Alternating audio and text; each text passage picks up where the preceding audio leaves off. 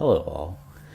This is the D&D Lore Master, back with a story today of the first time that I felt that my first character, Kavar, wowed the party and made a difference in the campaign for the first time that I noticed.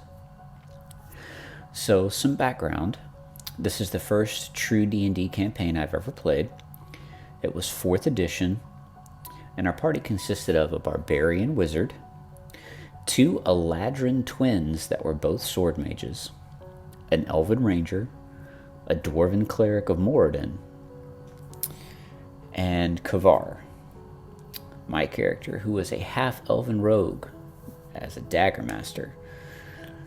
However, instead of being half human and half elf, like most half-elves are, he was half moon elf and half drow elf, or dark elf. Now, our DM had homebrewed his own version of this part of the campaign. Excuse me.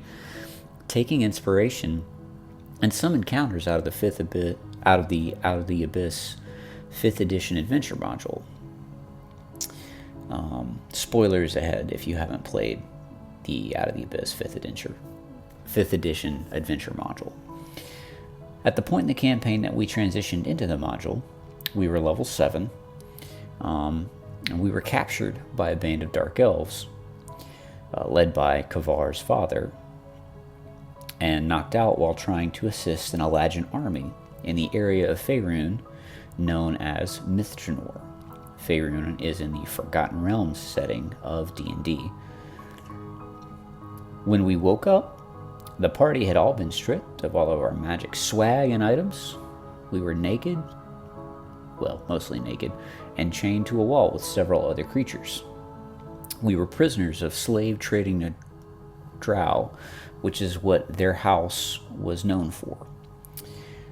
We escaped, which, I can always talk about that in another story. But suffice to say, we escaped by jumping off a cliff into a lake. And then so began our flight from the Underdark, which is the area deep below the surface where dark elves and other terrible denizens reside. With just simple weapons and our underwear, and some non-player characters that we had picked up that were straggling along with the party, there was a female half-elf named Muriel who had been captured with us. That was the sister of our employer, Halasar, and was the female interest for my character. I had started at level 1. I have a thing for redheads. That's why I married one, and she's lovely. She was also a psionist, which is a person that can harness the power of the mind, like Charles Xavier. A semi-sentient toadstool that the party lovingly named Stool, and he became our mascot. He was our go-to guy. If anybody had any questions, we'd ask Stool. He wouldn't say anything because he was a toadstool that couldn't talk except through telepathy.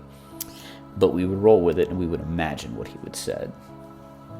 And Sereth, a disgraced dark elf with mushrooms that were growing somewhat out of his face and later on his shoulder. During our flight through the Underdark, we passed through the Grey Dwarf, or Duragar, which are the evil dwarves. City of Gracklestug, in which there lived a giant red dragon named Thimberchild, who we forever referred to as Thunderchode because he was like a fat red dragon that we didn't respect at all. So, Thunderchode forever. And the dragon, Thunderchode, tasked us with recovering an egg that the Grey Dwarf attendants had lost to a thief named Droki, who worked for a rival faction of the city.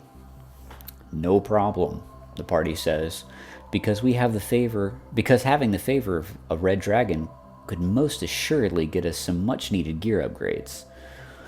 So we tracked Droki, who was a Darrow, which is another type of like a halfling race almost, which are hobbits, by the way. It's like the dark version of the Hobbit.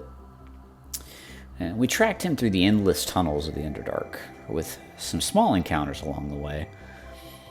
In one of which we found some mushrooms that we harvested that, when consumed, either shrank or enlarged a creature by one full size.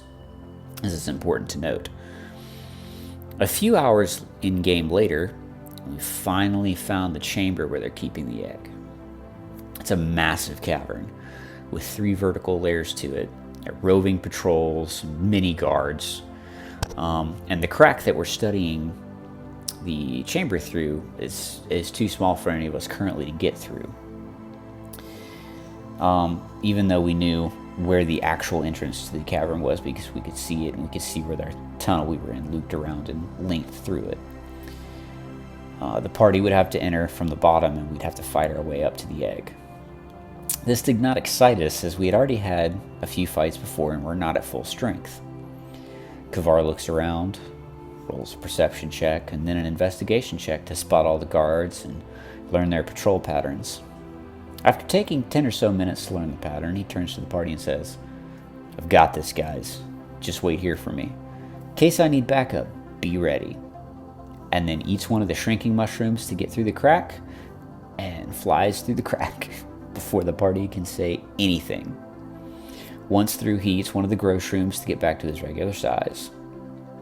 DM wants me to make a stealth check. Flying colors pass it. I move up unnoticed to the first tier of the mound that the egg is resting on. DM then has me roll acrobatics to see if I can scale the 10-foot level up to the next level of the mound in time before the next patrol comes back around to find cover. Pass that with flying colors. Repeat until I'm on the 3rd and top level of the mound. Kavar crests the ridge and hides behind the boulder.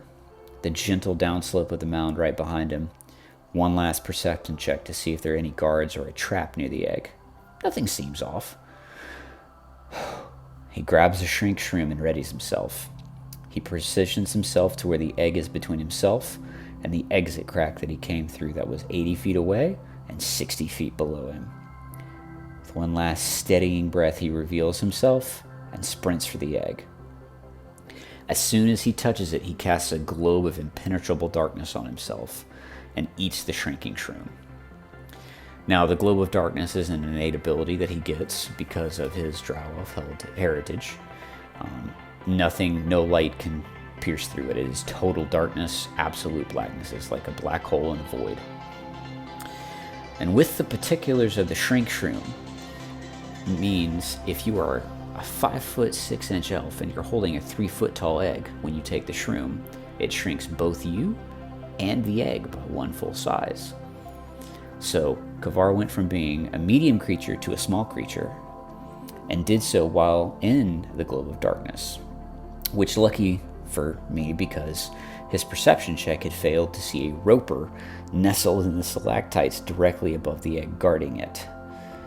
It missed his attack on Kavar in the globe, and Kavar then launched himself off the side of the mound, successfully making his dexterity save to roll down the mound without taking damage and without destroying the egg.